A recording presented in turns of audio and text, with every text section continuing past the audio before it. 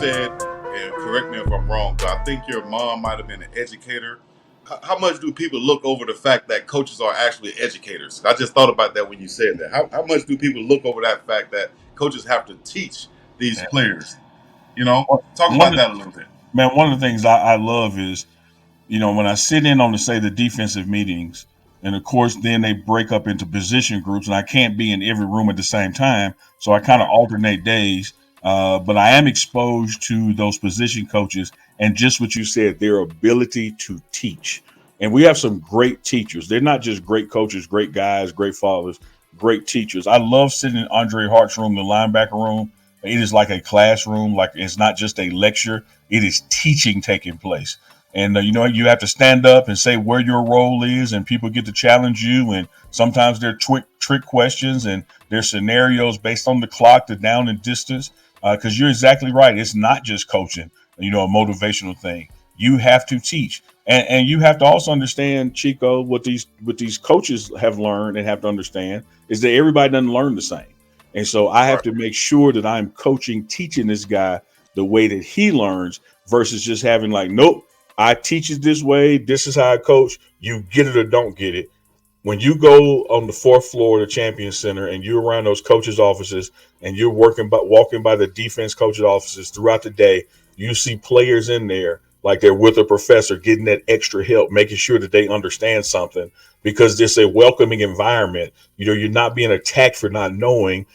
You're being welcomed and even challenged. Like, hey, if you don't know, come see me and I can show you more one-on-one if you're not grasping it in this group session. So excellent question, man.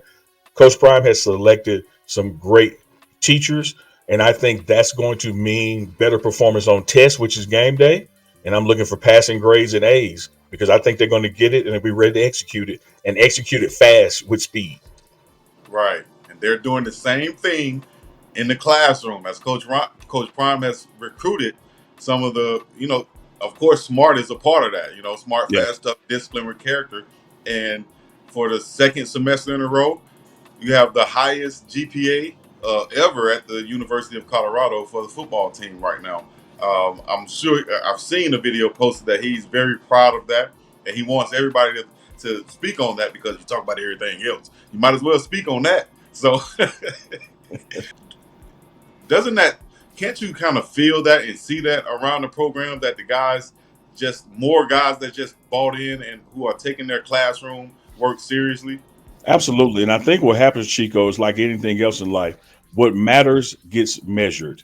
What matters gets measured. I don't know about you, Chico. I check my bank account. What matters gets measured. What matters It, gets it, measured. it, it matters. I don't go outside and measure the grass about how high it is. When the man gonna come cut it, he come cut it. Whether it's 6, 7, I don't know. But the things Yeah. that matter to me, I periodically check on them, see where they are, where they were this time last week, where it was this time last month, where I hope to be this time next month. You Right. measure what matters, and what happens in that measurement process. The people that you're measuring or the programs that you're measuring, they tend to, because they know they're getting measured, they want to Yes. perform well. When Yes. you don't care about it as the head coach, why would the assistant coaches or players care about it? Well, Coach Prime cares about it. It matters and it gets measured. He gets the reports and he'll walk by a guy, and the guy might not even think that Coach Prime knows, but he'll tell you, hey, man, what happened to that test last week, dog? Because he gets the report. And because you know that's coming, you apply yourself more.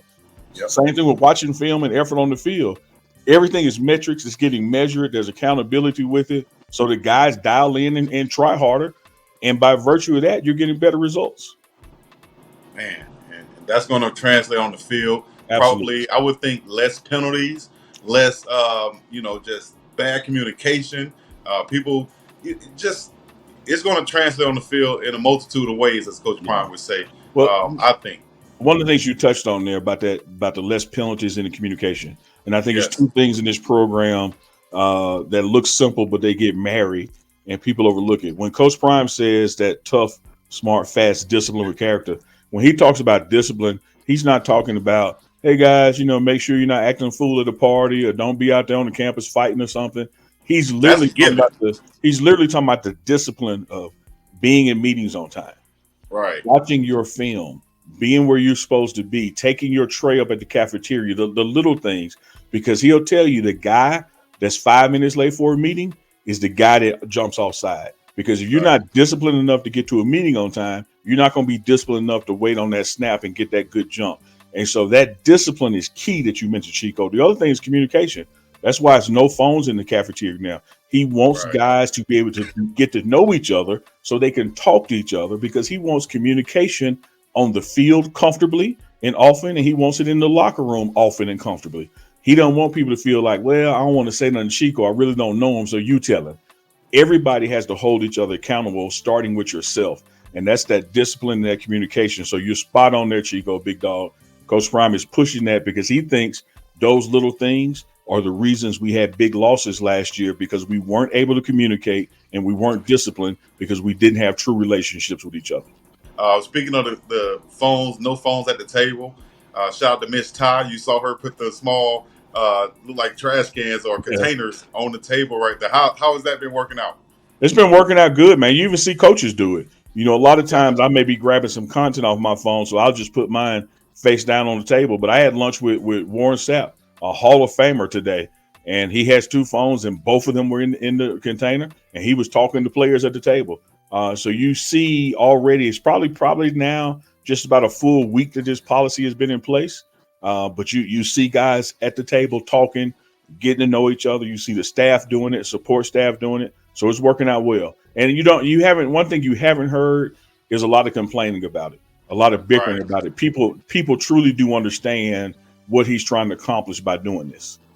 I think people embrace it, so to speak, because that's something that happens in the homes where people will sit down and be on their phones right in front of their family. Instead of talking, they'll be on their phones and worried about their phones and stuff. So I think Yeah. that'll translate to the homes also, which would be a good thing for families, So Chico, me and some of my buddies back home, we go out and if we hadn't hung out in the wild, that kind of thing, we say, all right, everybody phones, middle of the table, face down. And the first person to get their phone has to pay for the tab. If we all wait to the end, we're gonna split it. But if you pick up your phone before the end, the bill is on you. So it hey, makes that's a you good one. let's see how important it is to you. You're right. That's a good one right there. I like that. Might have to do that with the fam sometimes. Next time I Yeah. go out. Put them phones down and let's talk. All right. I saw this. All right, with the strength and conditioning going on throughout the week, it looks like you have because we got an amazing strength and conditioning staff with Coach Mo, Coach Coach T, Coach Reyes, Coach RT. Yeah. And the rest of those guys. It looks like they get a chance to lead their type of workout for a day or so. Or for half the day, however it works out. Do you have any insight on that and how they run their thing? And maybe one kind of specializes more on dynamic work, the other guy specializes more on this type of work. How does that work out that you know of from your perspective? Well, you definitely have guys who have a specialization, throughout the year, and so one coach may be responsible for getting players back on the field, injury prevention and recovery. Another coach may be more responsible in the weight room, and then within that you have one guy who's with the bigs, one guy who's with the speed guys, and then one guy with the combo guys. But from a workout perspective, when you see out there on the field, particularly with the rotating circuits, at some point throughout the week, everybody's going to get what somebody else got. And so, you may not be doing as a big, a longer sprint than say the receivers are doing, but you're going to sprint as well. And so every muscle group is being worked and being worked in a way to that. It's really, like I said earlier, it's a science to it. There's a metric to it. They are measuring and evaluating everything, not only daily. When we're in the cafeteria, the strength staff comes around with a pad where you tell what's hurting on your body, and before and after workouts, you're getting weighed and, your intake is being measured. And so it's a science to it because, again, what matters gets measured, and this matters. But when you look at those workouts and you may see one group doing this on that particular day, it's still one of those things that everybody eventually does that particular drill or something similar to it because you're still trying to get everybody in the best shape. But they are divided up in amongst bigs, combos, and the speed guys. But It's a lot of work out there, man. Those guys are getting it. This atmosphere don't help. You got to stay hydrated. It goes by fast because it's a fast drill. But when you see Yeah. guys the rest of the day, you're like, hey, how you feeling?